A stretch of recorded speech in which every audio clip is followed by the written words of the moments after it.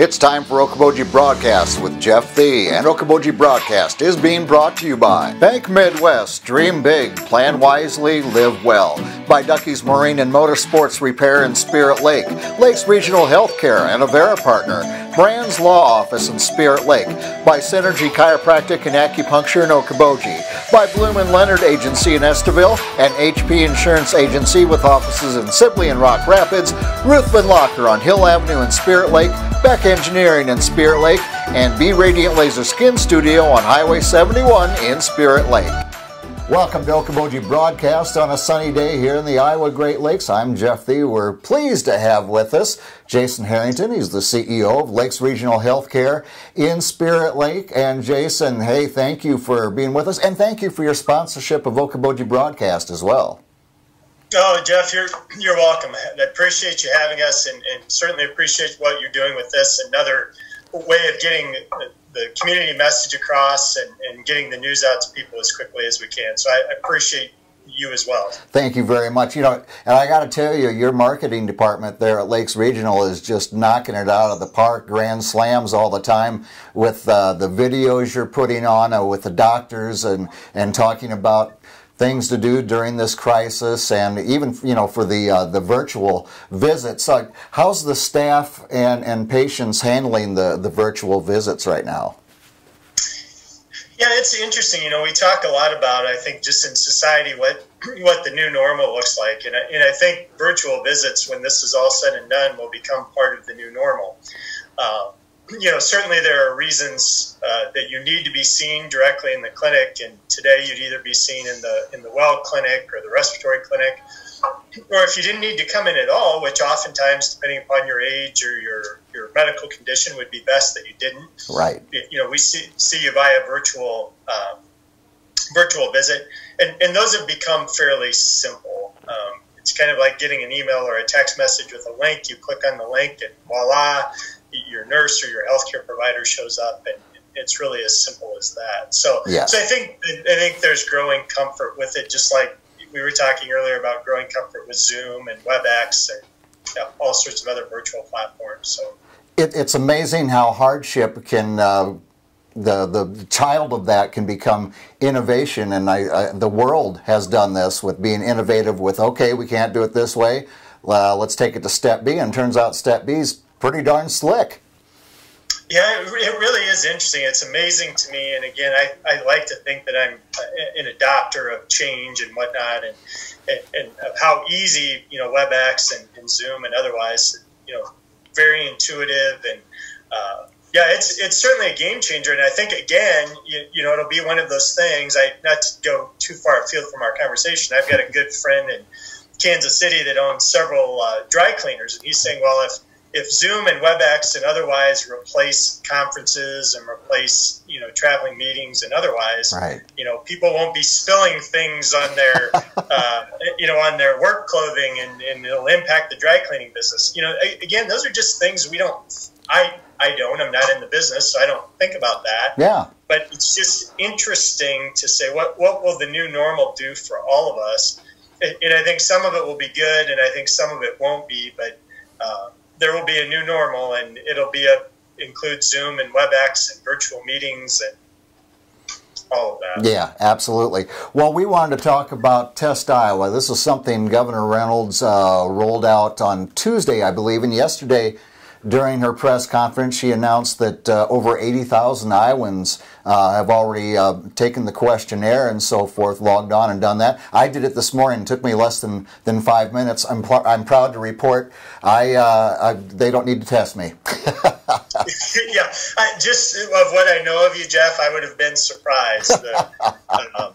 Healthy as a horse, I think, is the comeback they had for me. So, but after this being announced and being initiated, and I know they want to start narrowing down where the hot spots are, and starting with healthcare workers, EMTs, and so forth, to get them tested and start moving towards rolling out the economy, whether it's in stages or zones of the state.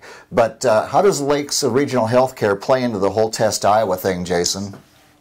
Yeah, it's interesting, Jeff. Let me just make a broad comment about testing generally. So the issue with testing, and this has been true across the country, is the shortage of testing. And the shortage of testing could both be an equipment shortage and a medium shortage, or think of it as controls that they run test kits on. Right. So there's been a significant shortage of test kits or medium, which is why there's been so little testing. And so over the years, up until kind of more recently, or over the years, seems like years, sorry, over the last 6 weeks or 7 weeks, right.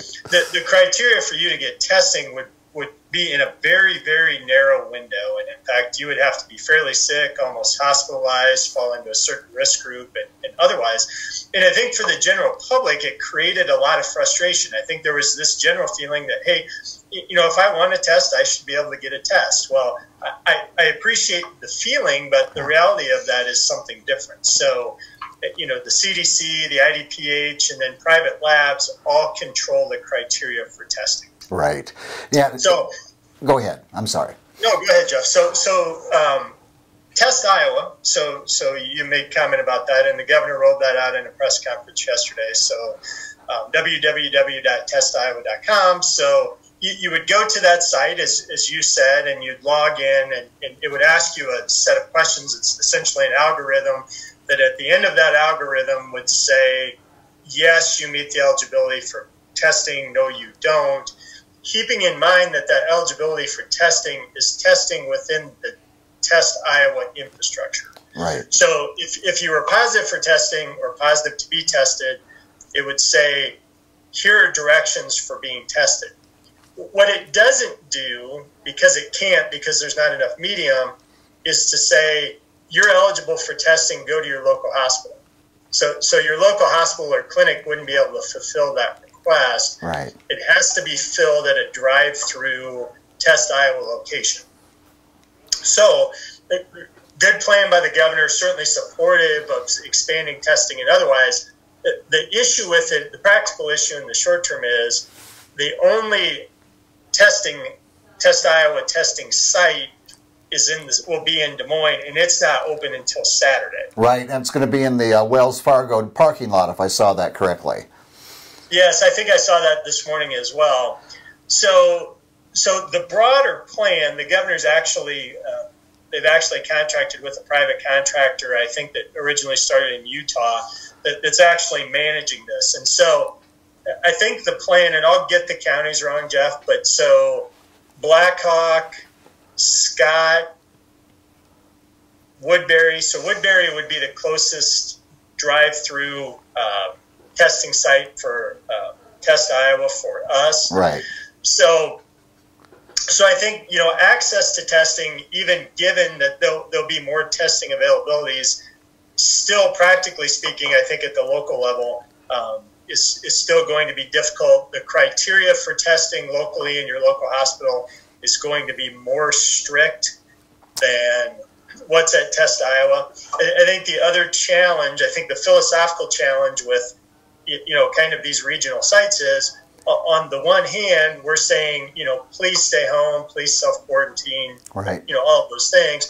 On the other hand, if you want to get tested, go to Sioux City, go to Des Moines, right. Go to, so I think that creates this, for me, that creates a little bit of tension in terms of a little bit of mixed messaging. Right. I think the other thing, Jeff, that becomes a challenge, and I would hate for somebody to get tested and misinterpret, so I'm negative today. Right. Because I have a negative test doesn't mean I'm not still able to contract the virus. So what I wouldn't want to have happen is, so I get tested today, I feel good about the fact that I'm negative, and tomorrow I go out and I engage in some sort of risky behavior. Right, yeah. Whatever that might be. And then I become positive. Right. So I think it's not a criticism of what's trying to be done with that, but I think it is a little bit of pause for people to say, hey, just so you know, unless you're tested for antibodies, which I've never read that they intend to do that at the site. So knowing that you have antibodies against the virus would be the only thing that could give you some assurance that, one, that you did have it, and now you've got antibodies that help protect you against it. So, it's certainly not perfect, and I think, I applaud the governor in trying to expand testing in whatever format.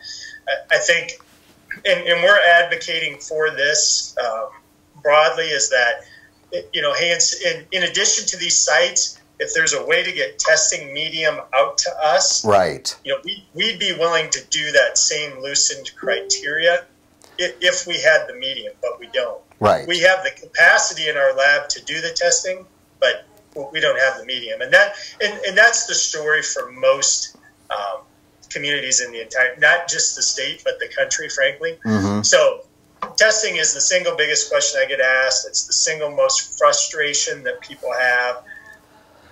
Yeah. Hey, I just want to find out if I'm positive. I get that, but yeah, you're right. The fear that someone turns out I don't have it, and then you stop doing those social distancing and so forth, the practices that have helped us try to flatten the curve. We don't want that to go back the other way either. No, yeah, you're that would be my just kind of word of caution to people that get tested. And it's not a get out of jail card free sort of thing. Right. Well, has the state, and like I said, they just only rolled this out on Tuesday. Have they talked about having our area hospitals to be part of the TestIowa program, or are they going to expand their sites? Have you heard anything on that? Yeah, so all I know for sure, Jeff, and some of this is just, again, because it's new, that there were specific counties that were identified, and my assumption is they're larger counties that either by population or number of cases, that's how they were identified. Sure. Certainly understand that. I can tell you that locally, and in fact, later today, I'm going to hopefully catch up with Representative Wills and Senator Whiting. I think we would have a plan here. In fact, it's fairly developed to be able to be one of those sites. Mm-hmm. And we think, because we're Iowa's number one sort of travel destination in the summer, that yes, we're going to continue to see crowds in spite of, I think, our best efforts, or maybe not crowds. We're going to continue to see an increased population. Sure. And so, wouldn't it make sense maybe for the Lakes region to have a quick testing site? So we're certainly going to advocate for that, Jeff, to answer your question. Yeah. Well, yeah, we go from a rural, almost rural community to a very urban, largely community. Here in just a few weeks, we would start being like that. So it would make sense. You're absolutely right. So hopefully that, we can get the ear of the state on that, and just to say, hey, if you're looking for a place, we would be a place that, and as I said, we have a fairly well thought out plan. Mike Garrett at Emergency Management and that group has talked about, using the Expo Center. The Expo Center obviously has garage doors to many of its sides, and, and they've developed a plan that could be used as a drive-through testing site, and it's inside. I just think it's a great plan, and we're certainly going to try to promote it to the state.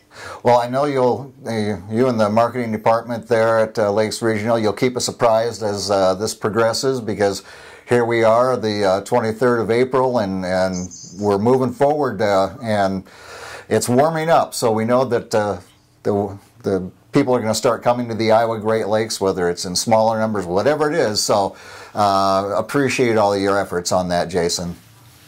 No, yeah, absolutely. Jennifer Gesterson manages our marketing, and Jen does a great job for us. Appreciate her work, and we have a number of physicians and otherwise that are pretty good sports about doing social media videos and otherwise. So I'm grateful for them as well. Absolutely. Jason, if people have questions on this, can they contact you guys on a website, or what's the best way? Yeah, so the website would be a way of doing that. Typically if people have a COVID-related question, but 712-336-6696, a COVID hotline number. Two other numbers that I would give you that would be that I know are accurate: 336-2410, 3750, I think, is Spirit Lake Medical Center, Lakes Family Practice. Those would be phone numbers that people could call too if they have questions about clinic visits, or they could forward them on to the COVID hotline as well. Very well. All right, my friend. Well, thank you for all the efforts of the leadership and keeping us safe, and for all your staff that are on the front lines. Let me just say, for everybody in this area, thank you so much. We appreciate it. Jeff, thank you, and appreciate the community's support. And yeah, interesting times, and I hope everyone continues to do their part in bending the curve. So thanks for your time. Absolutely.